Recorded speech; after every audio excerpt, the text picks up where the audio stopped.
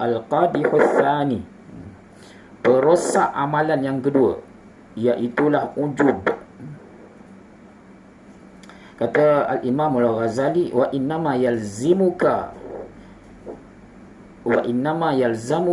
ijtinabu li amrayni. Mengapa kita perlu menghindarkan diri daripada ujub? Maka kata Al-Imam Al-Ghazali, ada dua sebab. Yang pertama ialah ujub menghalang taufik dan ta'yid dari Allah.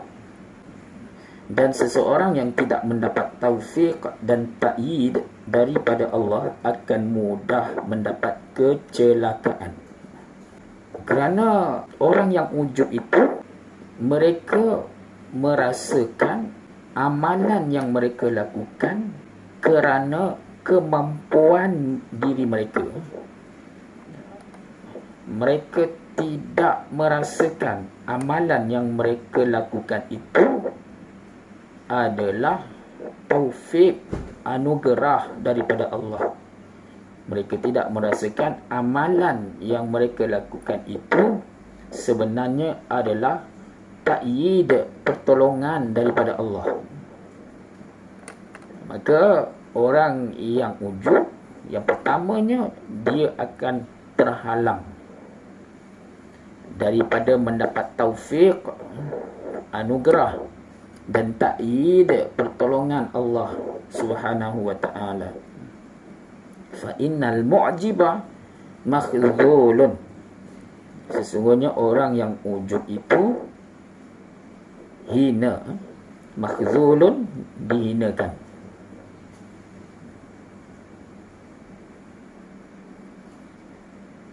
Fa idzan qata'a 'anil 'abdi ta'yid, apabila seseorang hamba itu terputus, terhalang daripada mendapat bantuan dan taufik daripada Allah, fama asra'a ma yahliku, maka akan menyebabkan cepatnya kebinasaannya.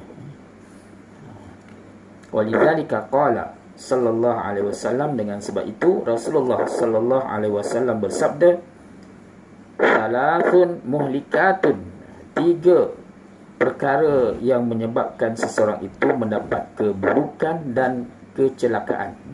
Salasun muhlikatun, 3 perkara yang boleh membinasakan seseorang. Syuhun muta'un, yang pertamanya sifat kedekut. Syuhun muta'un, kedekut yang ditaati, yang dituruti. Wahawan muttaba'un, hawa nafsu yang diikutkan. Wa i'jabul mar'i binafsihi, dan orang yang ujub dengan dirinya. Ujub ni hairan lah. Jadi orang yang ujub, orang yang menghairani dirinya. Jadi 3 sifat ni boleh membinasakan seseorang.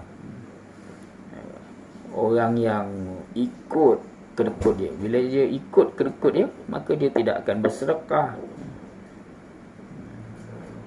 Dia kalau sampai satu peringkat yang teruk sangat tu, bukan bersedekah kepada orang lain, nak guna untuk diri dia sendiri pun dia kedekut. Baju dah lusuh, motor exhaust dah jatuh, dia tak ganti, ikat je kan, sebab sayang duit. Itu peringkat teruk lah tu. Wahawan muttaba'un, orang yang menurutkan kemahuan nafsunya. Apa yang nafsu nak, ikut je. Yang ketiganya, orang yang ujub dengan dirinya. Sebab orang yang ujub dengan dirinya, pertama, amalannya tidak akan ada nilai pahala. Yang kedua, dia tidak akan memotivasi diri dia untuk menjadi lebih baik, kerana dia menganggap diri dia dah okey lah, diri dia dah the best, artinya tak ada kekurangan.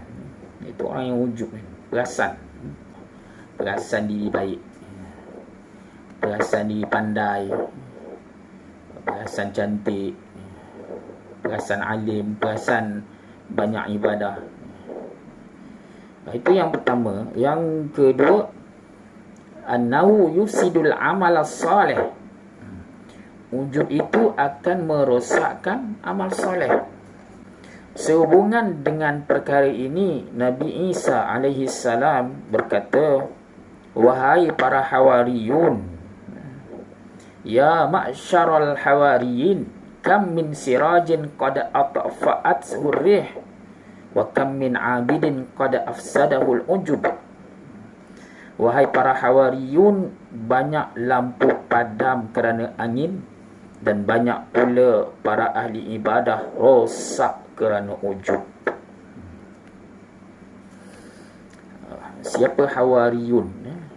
Nabi Isa ni dia ada hawariyun, iaitu sahabat setia. Tak silap ada 12 orang kesemuanya. 12 orang hawariyun. Nabi ada hawari. Nabi kata setiap, dalam sebuah hadis, setiap Nabi ada hawari. Dan hawariku ialah Zubair ibn al-Awwam. Dialah orang pertama yang menghunus pedang untuk membela Nabi, membela perjuangan. Zubair ibn al-Awwam radhiyallahu anhu. Yang kita cari dalam hidup kita ni, yang kita inginkan ialah ibadah. Ibadah yang dapat memberi manfaat kepada kita di akhirat nanti. Tetapi wahazihil khaslah, sifat wujud ini, tahrumul abda, akan mengharamkan, menghalang seorang hamba, hatta la yahsulu lahu khair, sehingga hamba itu tidak memiliki lagi kebaikan, sehingga habis kesemua kebaikannya kerana ujub tadi. Padahal dia beramal banyak. Orang yang ujub ni ialah orang yang banyak beramal. Orang yang tak ada amalan, dia nak ujub. Nak ujub apa? Jadi ujub ni adalah penyakit orang yang beramal. Penyakit orang beramal. Kalau tak beramal, tak ada amalan, tidak akan kena penyakit ujub. Sedikit hilang, lama-lama apa yang tinggal? Tak ada apalah yang tinggal.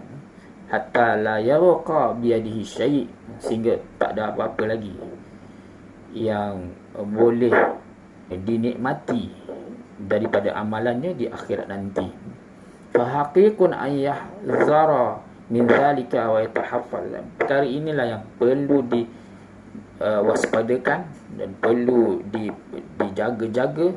Wallahu ta'ala waliyut taufiq wal ismah. Semoga Allah memberi kita taufik dan menyelamatkan kita daripada ujub.